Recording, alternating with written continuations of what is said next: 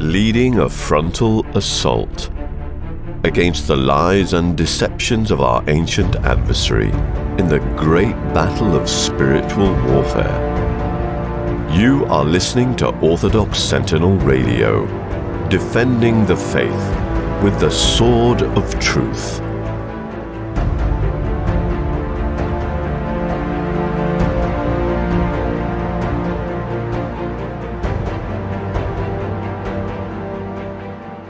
Bless the Lord, O my soul, blessed art thou, Lord. Bless the Lord, O my soul, and all that is within me, bless his holy name. Bless the Lord, O my soul, and forget not all he hath done for thee, who is gracious unto all thine iniquity. Earlier this morning, I read an article about the late Pope Benedict. It seems that many years ago, I think it was 7 years ago, he wrote a letter. It was a very short letter, and he instructed the person that he sent it to that it was to be released upon his death. And so I saw the letter, and it impressed me deeply, this man of God. Many of us have wondered over the years why he resigned from the papacy, and this letter kind of, in almost a hidden way, gave an explanation. It seems that this is a man who knew that this was the age of the Antichrist, and he knew that the Roman Catholic Church was under demonic attack from within. He knew that there were many enemies of the Church and of Christ who were even cardinals. And by resigning, it is thought that he felt that there would be more people would understand how the papacy has been manipulated, and how the enemies of the Roman Catholic Church have been within the walls of the Vatican. I look at articles that I've read recently about the state of Christianity in the West. The Anglican Church of England is pretty much null and void. There's only a little remnant of Christianity there. We're seeing that throughout the world. It has been estimated that England will no longer be a Christian nation. Well, it no longer is a Christian nation, but that Christianity will be totally set aside within probably 20 years. And that secularism and Islam will take over. It will be interesting to see the battle between the secular world and Islam and who will win on that one. But we can look closely at our own nation and see the same thing happening. Like Benedict, I believe that we are in the end times and that we are living in the age of the Antichrist. The only defense against the Antichrist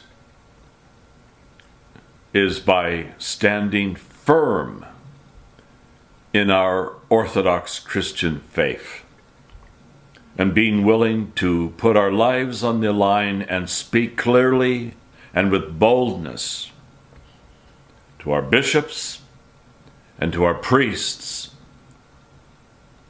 and praying for them that they all, united together, stand firm in the faith and preach the gospel of Jesus Christ.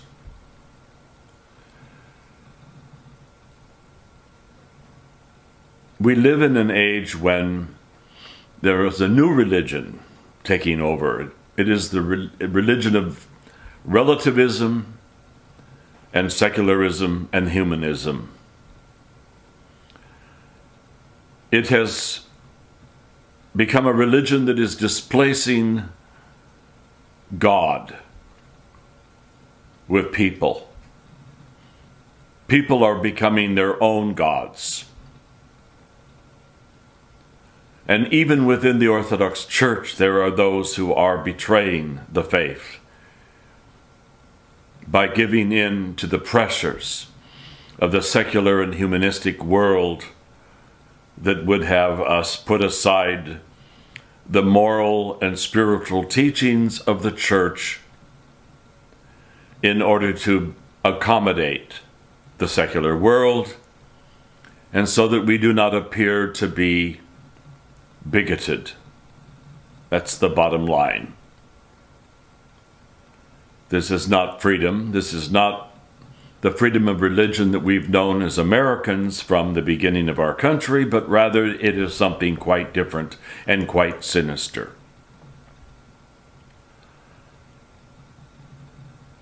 Many clergy in our Orthodox Church have bowed down before the secular world, embracing teachings that are foreign to the Gospels, completely foreign to the Gospels. Teachings on morality, for instance. All in the guise that, we don't want to drive anyone away, having them think that we're full of hate and anger and judgment.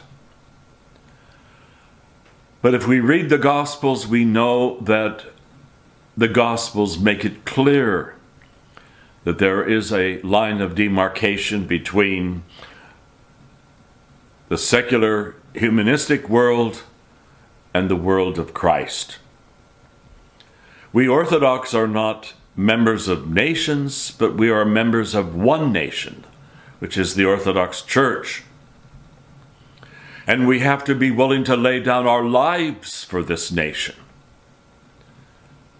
and be willing to take on those within the Church who, like within the Vatican, are enemies of Christ, who would change the doctrine and teachings of the Church in order to accommodate the world. We have to be strong. We have to be faithful. We have to embrace the traditional teachings of the Church, both doctrinally and morally. And most of all, we need to pray for the world. We need to pray for those brothers and sisters in Christ who are, for fear of repercussions from the state, watering down the Orthodox Christian faith. We need to stand firm, and we need to be bold before the world. Otherwise, the world will conquer the Church. I do believe that ultimately the gates of hell shall not prevail against the Church. I also believe that there will be a remnant of true believers. But I want to be part of that remnant. I do not want to stand before the throne of God and have to try to explain why I let the dictates of liberalism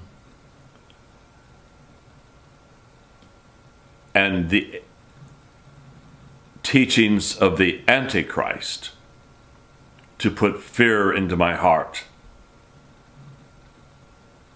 I pray that God will help me do this, and I pray that God will help all of you.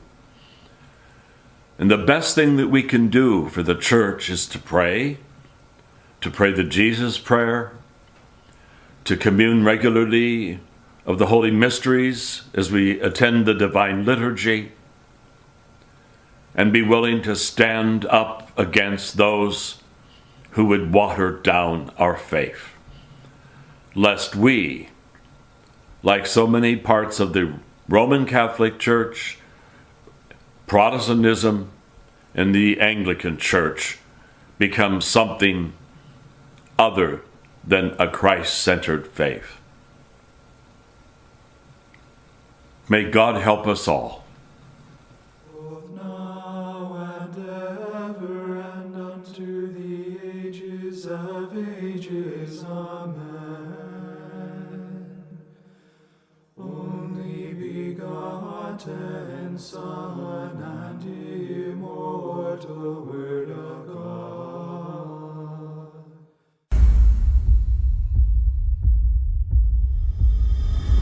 Leading a frontal assault against the lies and deceptions of our ancient adversary in the great battle of spiritual warfare. You are listening to Orthodox Sentinel Radio, defending the faith with the sword of truth.